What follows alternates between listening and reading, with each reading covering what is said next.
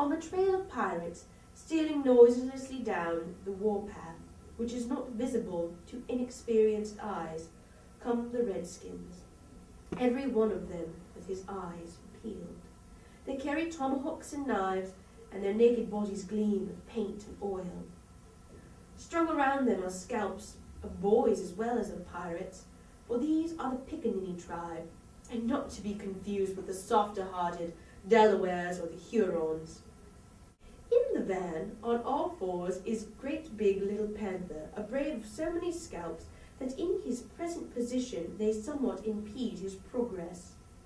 Bringing up the rear, the place of greatest danger, comes Tiger Lily.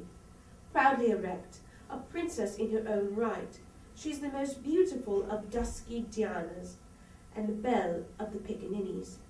Coquettish, cold, and amorous by turns, there is not a brave who would not have the wayward thing to wife, but she staves off the altar with a hatchet. Observe how they pass over fallen twigs without making the slightest noise. The only sound to be heard is their somewhat heavy breathing. The fact is that they are all a little fat just now after the heavy gorging, but in time they will work this off. For the moment, however, it constitutes their chief danger. The redskins disappear as they have come, like shadows, and soon their place is taken by the beasts, a great and motley procession, lions, tigers, bears, and the innumerable smaller savage things that flee from them. For every kind of beast, and more particularly, all the man-eaters, live cheek by jowl on the favoured island. Their tongues are hanging out. They are hungry tonight. When they have passed, comes the last figure of all, a gigantic crocodile. We shall see for whom she is looking presently. The crocodile passes, but soon the boys appear again, for the procession must continue indefinitely until one of the party stops or changes its pace. Then quickly they will be on top of each other. All are keeping a sharp look out in front, but none suspects that the danger may be creeping up from behind. This shows how real the island was. The first to fall out of the moving circle was the boys. They flung themselves down on the sward, close to their underground home. I do wish Peter would come back. Every one of them said nervously, though in height and still more in breadth than they were, all larger than their captain. I am the only one who is not afraid of the pirates, Slightly said, in a tone that prevented his being a general favourite, but perhaps some distant sound disturbed him, for he added hastily, but I wish he would come back and tell us whether he has heard anything more about Cinderella. They talked of Cinderella, and Toodles was confident that his mother must have been very like her. It was only in Peter's absence that they could speak of mothers, the subject being forbidden by him as silly. All I remember about my mother, Nibs told them, is that she often said to my father, "Oh, how I wish I had a checkbook of my own.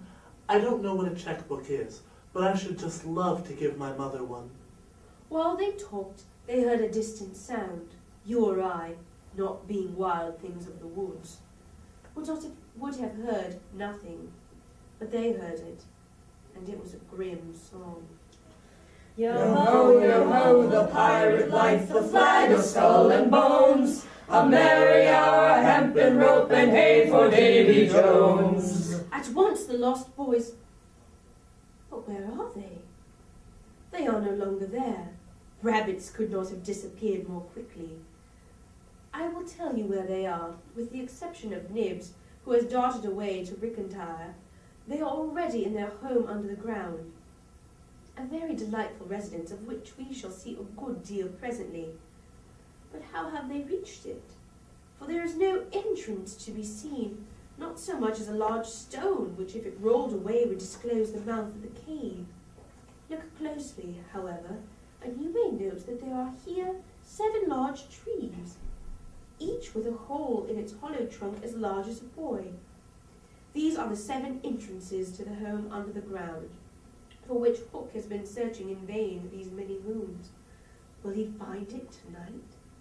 As the pirates advance, The quick eye of Starkey sighted Nibs disappearing through the woods, and at once his pistol flashed out, but an iron claw gripped his shoulder. Captain, let go! He cried, writhing. Now for the first time we hear the voice of Hook. It was a black voice. Put back that pistol first. It said threateningly. It was one of those boys you hate. I could have shot him dead.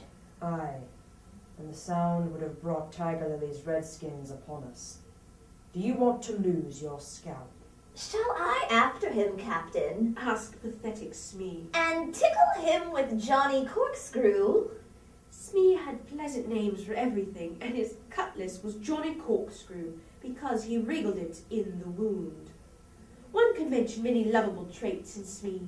For instance, after killing, it was his spectacles he wiped instead of his weapon. Johnny's a silent fellow. He reminded Hook. Not now, Smee. Hook said darkly. He is only one, and I want to mischief all the 7. Scatter and look for them. The pirates disappeared among the trees, and in a moment their captain and Smee were alone. Hook heaved a heavy sigh, and I know not why it was. Perhaps it was because of the soft beauty of the evening, but there came over him a desire to confide to his faithful boatswain the story of his life. He spoke long and earnestly, but what it was all about, Smee, it was rather stupid, did not know in the least. Anon, he caught the word Peter. Most of all, Hook was saying passionately. I want their captain, Peter Pan. 'Twas he cut off my arm. He brandished the hook threateningly. I've waited long to shake his hand with this. Oh, I'll tear him. And yet, Said Smee. I have often heard you say the hook was worth a score of hands for combing the hair and other homely uses.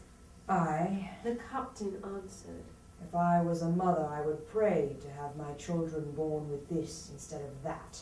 And he cast a look of pride upon his iron hand, and one of scorn upon the other. Then again he frowned. Peter flung my arm He said, wincing. to a crocodile that happened to be passing by. I have often Said Smee. noticed your strange dread of crocodiles. Not of crocodiles, Hook corrected him. but of that one crocodile. He lowered his voice. It liked my arm so much, Smee, that it has followed me ever since, from sea to sea and from land to land, licking its lips for the rest of me. In a way, Said Smee. it's a sort of compliment. I want no such compliments. Hook barked petulantly. I want Peter Pan, who first gave the brute its taste for me. He sat down on a large mushroom, and now there was a quiver in his voice. Smee, He said huskily.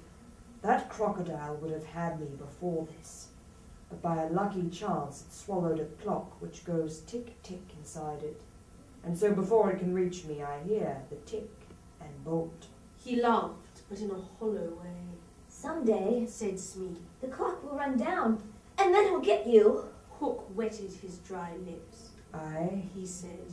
that's the fear that haunts me. Since sitting down, he had felt curiously warm.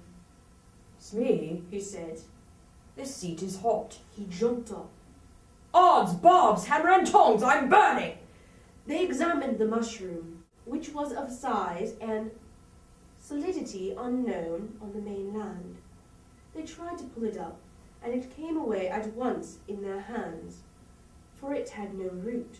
Stranger still, smoke began at once to ascend. The pirates looked at each other. A chimney! They both exclaimed. They had indeed discovered the chimney of the home under the ground. It was the custom of the boys to stop it with a mushroom when enemies were in the neighbourhood.